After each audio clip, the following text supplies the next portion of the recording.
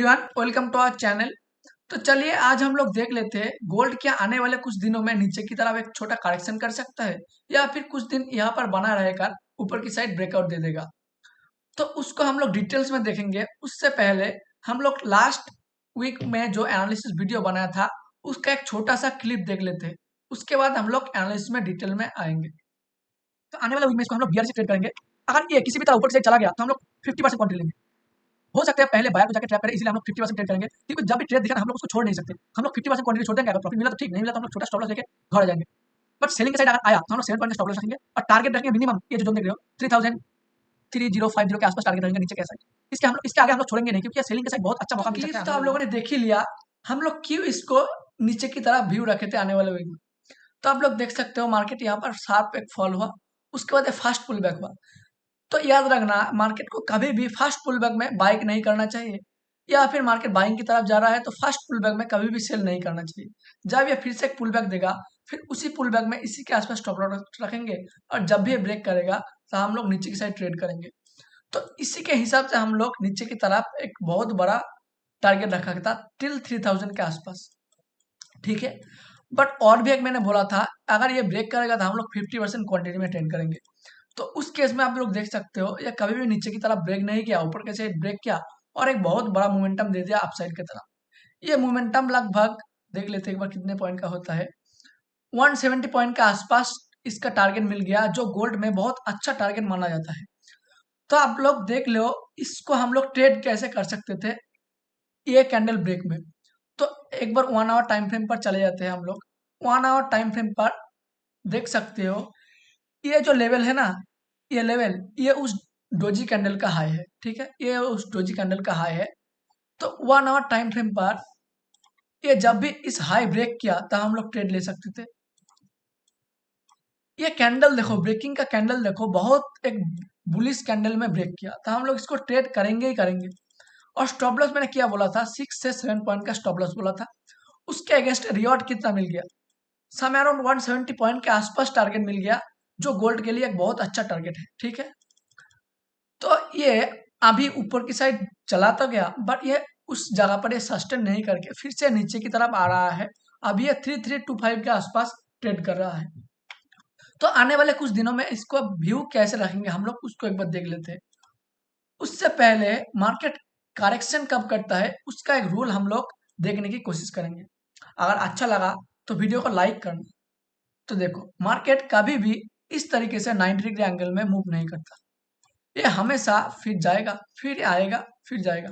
मतलब ये जो एंगल होता है ना, ये एंगल ये 45 डिग्री एंगल में अगर किसी भी मार्केट मूव कर रहा है तो उसको बहुत अच्छा माना जाता है। क्योंकि मार्केट यहाँ पर गया तो यहाँ पर बहुत बायर एग्रेसिवली हुए, कभी भी न्यू बायर इसको टच नहीं कर पाया। तो मार्केट कोशिश करेगा फिर नीचे आने के, फिर से जब बायर ऐड होगा तब ये ऊपर की साइड जाने की कोशिश करेगा। ये सेलिंग साइड में भी होता है, मार्केट कभी भी इस तरीके शार्प नहीं फॉल कर सकता। ये फिर से पुल बैक देगा फिर नीचे आएगा।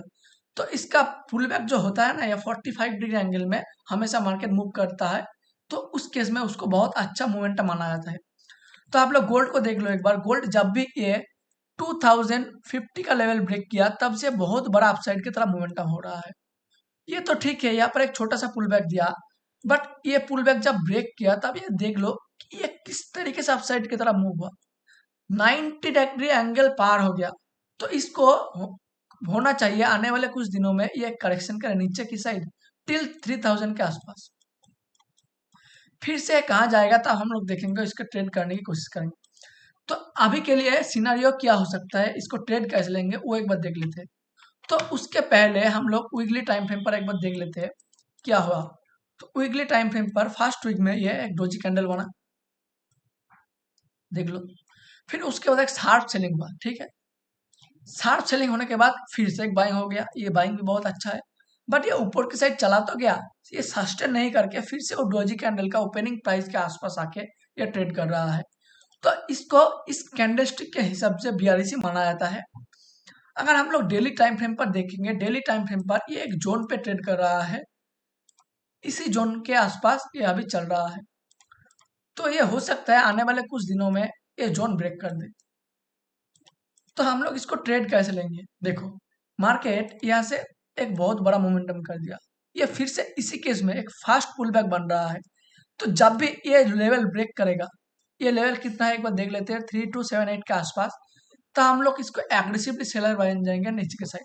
इसका फास्ट टारगेट जो दिख रहा है ना, अगर इस केस में मिले तो टारगेट सामने अराउंड दिख रहा है 331350 के आसपास, इसी जोन के आसपास इसका टारगेट दिख रहा है फास्ट टारगेट। अगर इस केस में मिले, हम लोग स्टॉप लॉस कितना लेंगे, 7 पॉइंट का मैक्स स्टॉप लॉस। एक ट्रेड, दो ट्रेड, तीन ट्रेड स्टॉप लॉस हिट करेगा चलेगा, बट एक ट्रेड हम लोगों को मिल गया 100 पॉइंट, 200 पॉइंट, तो इसके अगेंस्ट में 7 पॉइंट स्टॉप लॉस कुछ भी नहीं है। बट इसका सुइटेबल एंट्री प्राइस क्या हो सकता है वो एक बार देख लेते, ठीक है। तो हम लोग 1 आवर ट्रेड टाइम फ्रेम पर चले गए। आप लोग देख सकते हो मार्केट यहाँ से छोटा सा धीरे धीरे धीरे धीरे ऊपर की साइड गया, ये धीरे धीरे धीरे धीरे ऊपर की साइड गया, फिर यहाँ पे एक स्विंग बना। तो आप लोग देखो ये मार्केट फॉल किया, फिर धीरे धीरे ऊपर की साइड गया, ये फास्ट स्विंग है, मतलब इस स्विंग में स्टॉप लॉस बहुत अवेलेबल है।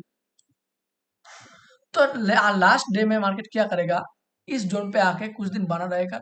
ये जो स्टॉप लॉस देख रहे हो ना, पहले स्टॉप लॉस हो सकता है हिट करे, तो ये स्टॉप लॉस अगर हिट करेगा तो मार्केट को लिक्विडिटी मिल जाएगा नीचे की तरफ आने के लिए, फिर से फॉल करना स्टार्ट करेगा नीचे की तरफ, वो फॉल बहुत अच्छा होगा।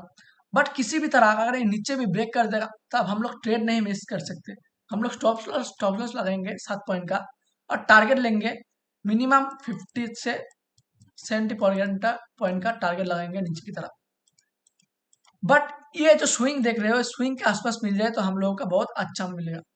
बट अगर ये ब्रेकआउट में आप लोग ट्रेड लेना चाहते हो तो इसका टारगेट मतलब एक कैंडल, इस तरीके से कैंडल देख के ट्रेड लेना, क्योंकि जब भी इस तरीके से बड़ा सा कैंडल में ब्रेक नहीं करेगा तो हो सकता है ऊपर की साइड एक बार पुल बैक आए, स्टॉप लॉस हिट करे, फिर उसके बाद ये जाके मोमेंटम करे नीचे की साइड। तो इसी केस में हम लोग गोल्ड को नीचे की तरफ ही देख रहे हैं आने वाले कुछ वीक में। ये हो सकता है वीकली टाइम फ्रेम पर आप लोग एक बार देख लो। फर्स्ट टारगेट इसका जो दिख रहा है ये समय अराउंड 3193 के आसपास, और सेकंड टारगेट इसका 3000 के आसपास दिख रहा है। ये हो सकता है आने वाले कुछ वीक में 3000 के आसपास आके एक बार हिट करे, उसके बाद ये डिसाइड करेगा ये ऊपर की जाना है या फिर नीचे की तरफ आना है, तब हम लोग उसके तरफ एक डिटेल्स वीडियो बनाएंगे। अभी के लिए इतना ही।